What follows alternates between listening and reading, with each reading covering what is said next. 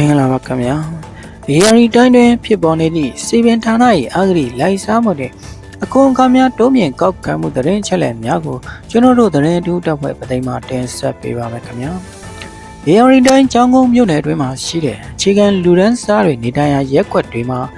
မြို့နယ်စီပင်တာယာရေးအဖွဲ့ကအိမ်ကွန်နဲ့မီးကွန်ပါဝင်အထွေထွေခွန်ခတွေကိုရကင်လတွေတဲ့ဆယ်သားခန့်ထိရုတ်တရက်တိုးမြင့်ကောက်ခံနေတဲ့အတွက်အခြေခံလက်လုံလက်စားပြည်သူတွေလွန်မင်းခက်ခဲဖြစ်ပေါ်နေတယ်လို့သိရပါတယ်။ကျောင်းကုန်းမြို့နယ်အတွင်းကတဲတာသာတစ်အိမ်ဝိုင်းငယ်လေးတွေထံကနေရခင်ကအိမ်ကွန်ဖြစ်ငွေကျပ်200ကနေ900ခန့်သာကောက်ခံခဲ့တာဖြစ်ပေမဲ့ယခုလမှာတော့အိမ်ကွန်လမ်းမီကွန်နဲ့အမိုက်ကွန်တွေကိုအကုန်လုံးစုပေါင်းပြီးတိမ်လျင်ငွေကျပ်9000ထိတိုးမြင့်တောင်းခံလာတာဖြစ်တယ်လို့ဒေသခံတွေကပြောပါတယ်။ဒီလိုခွန်ခတွေရုတ်တရက်တိုးမြင့်ကောက်ခံလာတာနဲ့ပတ်သက်ပြီးဒေသခံလက်လုံလက်စားပြည်သူတို့ကအခုလိုပဲပြောပြပါတယ်။အရင်ကအိမ်ကွန်200ကနေနောက်ပိုင်း900ဖြစ်လာတယ်။ယခုလကျတော့အိမ်ကွန်လမ်းမီကွန်အမိုက်ကွန်အကုန်ပေါင်းပြီးတော့9000နဲ့တလာတွင်10ဆတောင်တက်သွားတာဗျာ။အခုပြောင်းလာတဲ့ AD အမှုဆောင်အရာရှိခေတ်ကြမှာဖြစ်တာလူကြီးတွေဆောင်ခိုင်းတာမယုံရင်ရုံးကိုလာဆောင်လို့ပြောတယ်။ဒါအပြင်စီပင်တာယာရေးအဖွဲ့ရဲ့ဝန်ဆောင်မှုလုံးဝမရရှိတဲ့နေရာတွေမှာပါ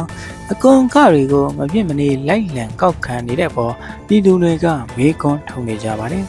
။အဲရှိမှလမ်းမီးမရှိတဲ့လမ်းတွေနဲ့လမ်းမီးလုံးဝမရရှိတဲ့နေရာတွေမှာလမ်းမီးကိုကောက်ခံနေသလို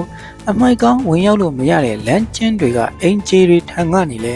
အမိုက်ကွန်ကိုမပြည့်မနေပေါင်းဆက်ကောက်ခံနေတယ်လို့ဒေသခံတွေကဆိုပါတယ်။လက်ရှိချိန်မှာခြေခံလက်လုံလက်စားပြည်သူတွေအနေနဲ့စစ်မှုထမ်းငွေထည့်ရတာတွေကုန်စည်နှုန်းကြီးမားမှုဒဏ်တွေနဲ့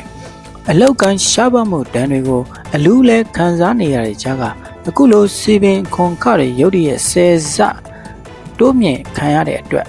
ရေရှည်မှာဘယ်လိုဖြေရှင်းရမှန်းမသိပဲစိုးရိမ်ပူပန်နေကြရကြောင်းသိရှိရပါတယ်ခင်ဗျာ။ AR တိုင်းတွေမှာဖြစ်ပေါ်နေတဲ့သတင်းချက်လက်များကျွန်တော်တို့သတင်းတူတပ်ဖွဲ့ပသိမ်မှာအကျဉ်းနဲ့တပြင်းညီဆက်လက်တင်ပြပေးသွားပါမယ်ခင်ဗျာ။